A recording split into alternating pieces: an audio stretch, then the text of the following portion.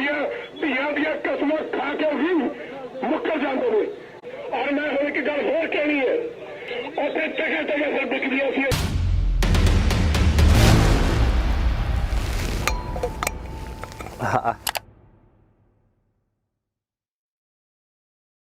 इतिहास में पहली बार किसानों को लेकर इतना बड़ा बदलाव होने वाला था। 1998 का समय था, बीजेपी वाजपेयी की सरकार थी। फैसला लिया गया कि किसानों का पेमेंट गन्ना समिति से न होकर अब सीधा उनके बैंक खातों में भेजा जाएगा। देश के तथाकथित किसान नेताओं ने, बुद्धिजीवियों और उस समय का विपक्ष कांग्रेस ने इस देश के किसानों को सड़कों पर उतारा, आंदोलन कराए, इस फैसले का विरोध कराया। एक भ्रम झूठ फैलाया गया कि सरकार इस कानून से किसानों की आय जानना चाहती है, आय जानकर उन पर इनकम टैक्स लगाएगी, बिना बताए खातों से कर्ज वसूली करेगी। किसान क्रेडिट कार्ड की शुरुआत, शुगर इंडस्ट्री का डी लाइसेंसिंग, बीटी कॉटन की रजामंदी, हर फैसले को इन्हीं लोगों ने किसानों के खिलाफ काला कानून बताकर देश भर में आंदोलन कराए। केवल किसान नहीं, बड़े बड़े कृषि एक्सपर्ट, रिसर्चर, साइंटिस्ट, खुद किसान नेताओं ने माना कि 22 साल पहले लिए गए वो फैसले किसानों के फायदे में थे।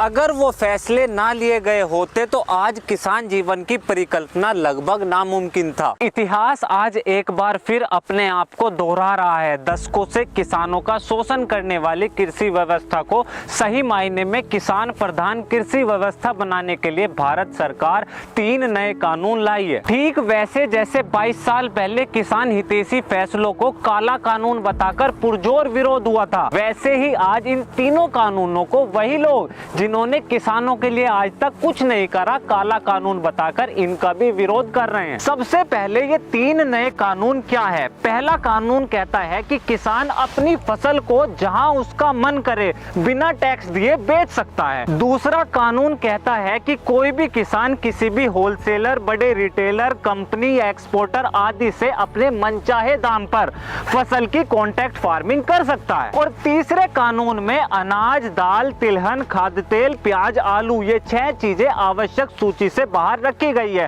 साथ ही इन वस्तुओं की स्टॉक लिमिट मतलब भंडारण सीमा को भी हटा दिया गया है। किसानों के लीडर्स, इंटेलेक्चुअल्स, एनजीओज, बड़े बड़े थिंकर्स का काम है ये कि समाज के निम्न से निम्न स्तर वाले किसान को सरकार की नीतियां यथावत उसकी भाषा में समझाई जाए। 20 सितंबर के दिन ही कृषि एवं किसान कल्याण मंत्रालय ने लगभग 15 भाषाओं में प्रेस रिलीज प्रकाशित करी। लगभग हर उस सवाल का जवाब लिखित रूप में था जो संभवतः विपक्ष और किसान के मन में उठना लाजमी था। उदाहरण के लिए एमएसपी खत्म हो जाएगी, जवाब में लिखा था एमएसपी जारी है और जारी रहेगी। दूसरा, एपीएमसी मंडी बंद हो जाएगी, जवाब में एपीएमसी मंडी का इन कानूनों से कोई लेना देना नहीं है, मंडी सिस्टम पहले की तरह ही जारी रहेगा। तीसरा, बड़ी बड़ी कंपनियां किसानों की जमीन हड़प लेगी, जवाब कॉन्ट्रैक्ट फार्मिंग में केवल और केवल फसल का एग्रीमेंट होगा, जमीन का नहीं, और अगर किसान चाहे कभी भी उस एग्रीमेंट को रद्द कर सकता है। चौथा, जमीन फसल विवाद पर किसानों को कोर्ट जाने का प्रावधान क्यों नहीं है, जवाब कोर्ट हर किसान के नजदीक नहीं है।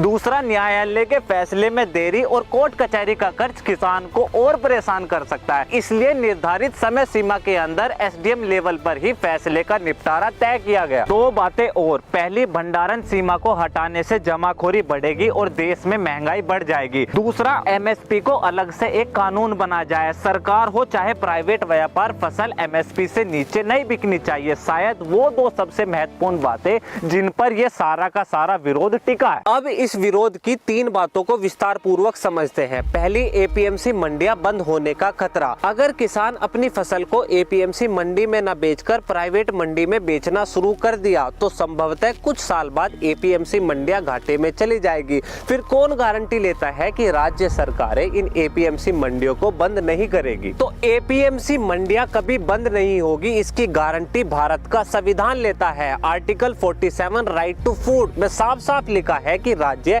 अपने लोगों के पोषण, आहार और जीवन स्तर ऊंचा करने को अपने प्राथमिक कर्तव्यों में मान्यता देगा। Food and nutrition security, mid day meal programme, anganwadi, national food security act, public distribution system, Antyodaya Anna Yojana, आपदा प्रबंधन, ये सब वो योजनाएं हैं जिससे केंद्र और राज्य सरकारें यह सुनिश्चित करती है कि देश का कोई भी नागरिक कुपोषित या भूखा ना रहे। इन योजनाओं को सुचारू रूप से चलाने के लिए राज्य सरकारें एपीएमसी मंडियों की मदद से देश के किसानों से उनकी फसल खरीदती है।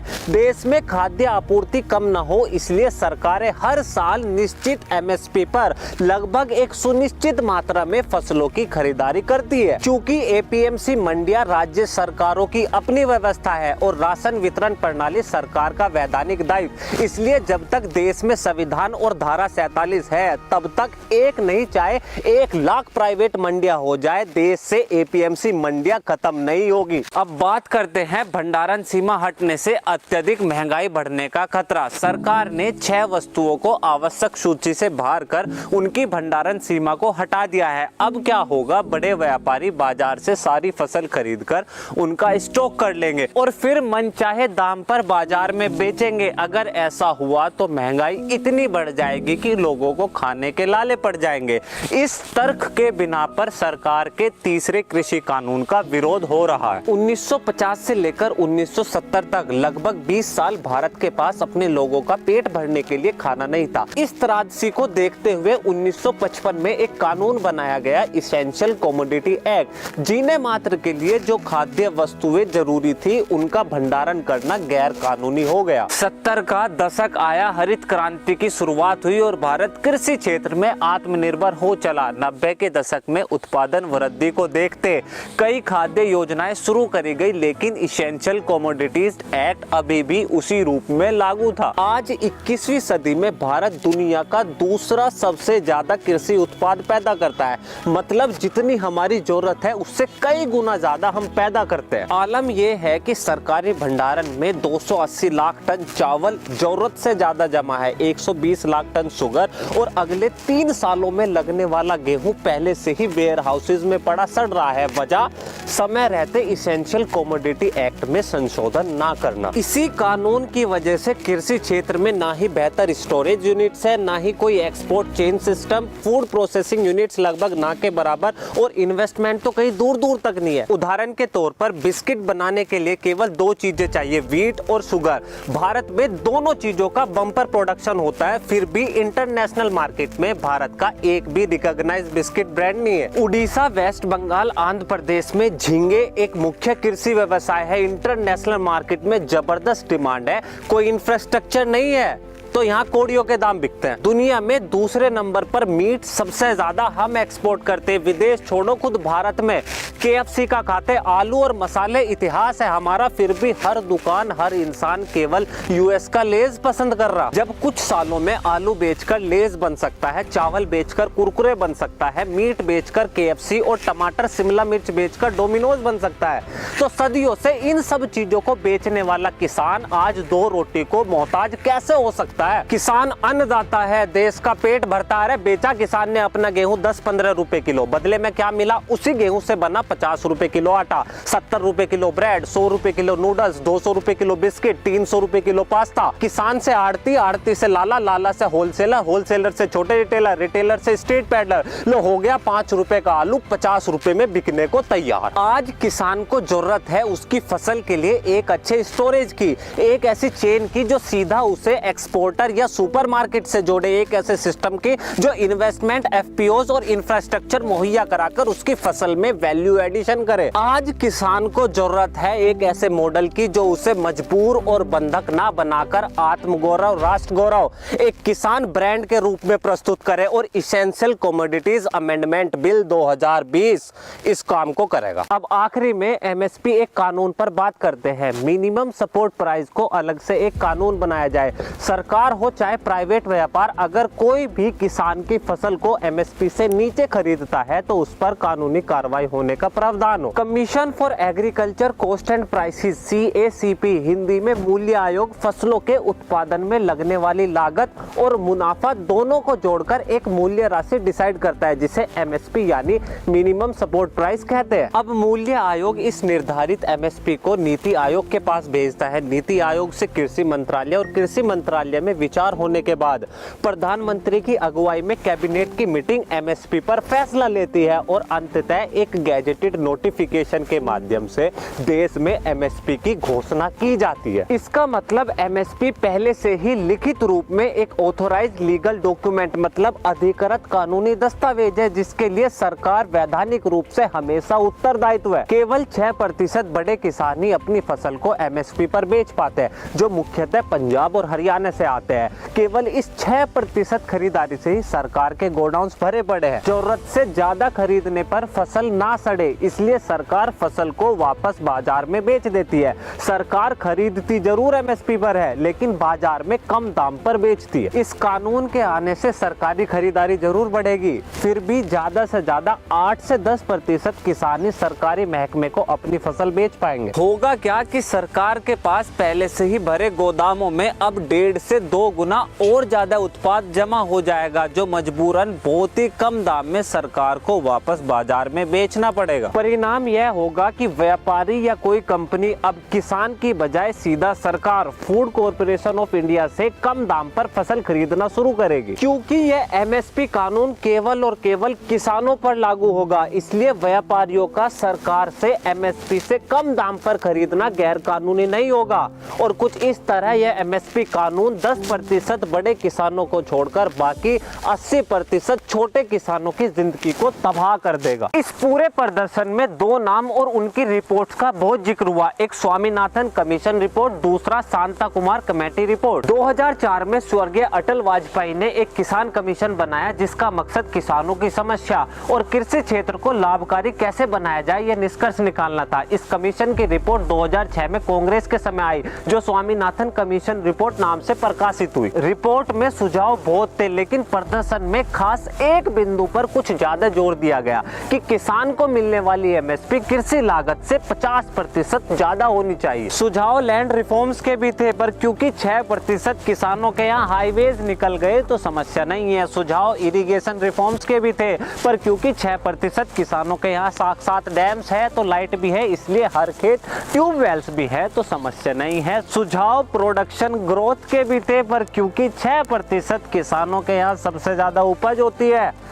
तो समस्या नहीं है। सुझाव सस्ते क्रेडिट और लोन्स के भी थे, पर क्योंकि चुनाव आते ही कर्ज माफ हो जाया करते थे तो समस्या नहीं है। स्वामीनाथन कमीशन रिपोर्ट में सुझाव एक देश एक मंडी एपीएमसी के बाहर छोटी या बड़ी प्राइवेट मंडियों की स्थापना भी था, पर क्योंकि 6% किसानों की फसल एमएसपी पर बिक जाती है तो प्राइवेट मंडियों की क्या जरूरत है तो बस इस रिपोर्ट के केवल 50% एमएसपी वाले फॉर्मूले के लागू होने की। 2014 में प्रधानमंत्री बनने के बाद नरेंद्र मोदी ने शांता कुमार की अध्यक्षता में एक कमेटी बनाई। इस कमेटी का लक्ष्य फूड कॉर्पोरेशन ऑफ इंडिया के पुनर्गठन और कार्यकुशलता में नए आयामों की खोज करना था। कमेटी की रिपोर्ट का निष्कर्ष और सुझावों को छोड़कर प्रदर्शन में केवल एक बिंदु पर पूरा जोर दिया गया कि केवल 6% किसानों को ही एमएसपी मिलता है। शांता कुमार कमेटी रिपोर्ट तो फूड प्रोक्योरमेंट में प्राइवेट प्लेयर्स की एंट्री को प्रमोट करने को कहती, वो पॉइंट का तो कोई जिक्र नहीं है। सरप्लस स्टॉक को वापस बाजार में बेचने को कहती, फूड कॉर्पोरेशन ऑफ इंडिया को अपनी प्रोक्योरमेंट लिमिट करने को कहती। मतलब किस संदर्भ में कोई बात बोली गई और उसके सुझाव में क्या कहा गया, इन विषयों को दरकिनार कर केवल अपनी बात का वजन रखने के लिए कुछ खास बिंदुओं का जिक्र चल रहा। प्रमाणित तथ्यों का आधार किसी वक्तव्य से ज्यादा हकीकत बयां करता है। 1965 का समय था,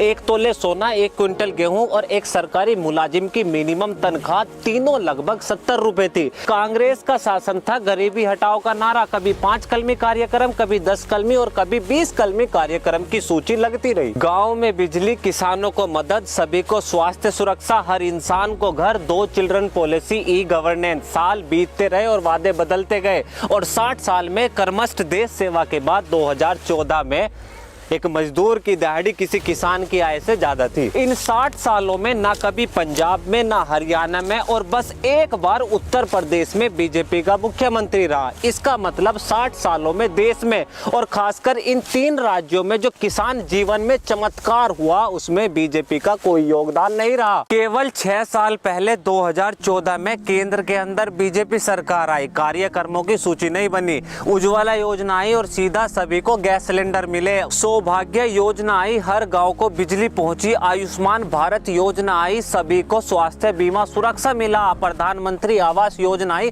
हर गरीब को उसका अपना घर मिला, पीएम किसान योजना आई, किसान को सीधा उसके बैंक खाते में कैश सब्सिडी पहुंची। केवल वक्तव्य नहीं, प्रमाणित तथ्यों का आधार असल हकीकत बयां करता है। कृषि और ग्रामीण स्टार्टअप्स के लिए 700 करोड़ रुपए की घोषणा हुई, बुजुर्ग किसानों के लिए मानधन योजना, 3000 रुपए पेंशन की शुरुआत करी, 50,000 करोड़ की कृषि सिंचाई योजना शुरू करी, पशु रोग नियंत्रण के लिए 13,500 और पशुपालन के लिए 15,000 करोड़ रुपए का फंड रिलीज करा, फूड प्रोसेसिंग कैपेसिटी बढ़ाने के लिए 6,000 करोड़ रुपए का अनुदान करा। बेशक ये फैसले 60 साल जैसे चमत्कारी नहीं थे, लेकिन पिछले 2 साल से किसान जीवन को बेहतर और आय दोगुनी करने के लक्ष्य से जरूर लिए थे। आज दुनिया में लगभग सबसे ज्यादा कृषि उत्पाद भारत में पैदा होता, फिर भी दुनिया के एग्रीकल्चर एक्सपोर्ट में भारत का केवल 2% हिस्सा। भारत लगभग $35 बिलियन का एक्सपोर्ट करता, वहीं इतना सा नीदरलैंड $80 बिलियन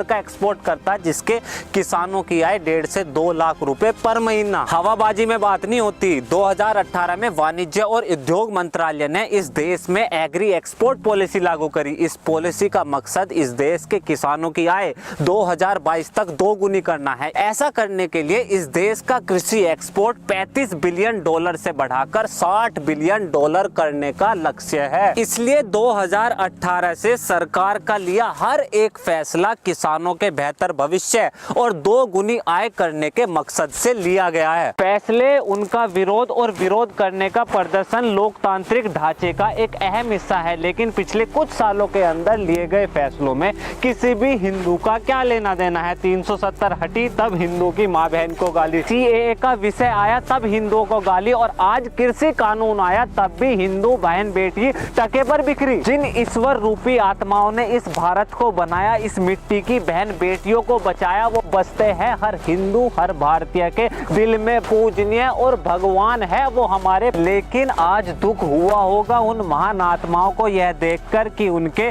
करे गए नेक कृत्य को कौन लोग किस सोच के साथ और किस विषय पर ये क्या बोल रहे हैं। हर वो आवाज या कोई एक झंडा, चाहे 370 की आड़ में हो या CAA या अब किसान आंदोलन की, अगर भारत का विभाजन या इसके टुकड़े करने की विचारधारा रखता है तो बिना किसी संकोच के तुरंत शांत कर दिया जाएगा और जिन्हें अवार्ड वापसी करने हैं तुरंत अवार्ड के साथ साथ मिलने वाली राशि और सुविधा दोनों वापस करना मत भूलना। जाने से पहले एक बात और, लगभग 10,000 किसान हर साल आत्महत्या करते हैं। फसलों का खराब होना या तो सूखा पड़ना या बाढ़ आना इन आत्महत्याओं का प्रमुख कारण है। कितने किसान यूनियंस और उनके नेताओं ने खासकर इन 3 राज्यों से आंदोलन करे कि हर खेत पानी पहुंचना चाहिए, हर फसल बीमा सुरक्षा होनी चाहिए, क्योंकि यह इनकी समस्या नहीं है। जो किसान संगठन और नेता दिल्ली और दिल्ली में बैठी सरकार को हिलाने का मादा रखते हैं, क्या वो किसी गरीब किसान का शोषण करने वाली मंडी, आड़ती या व्यापारी का इलाज नहीं बांध सकते? बेशक,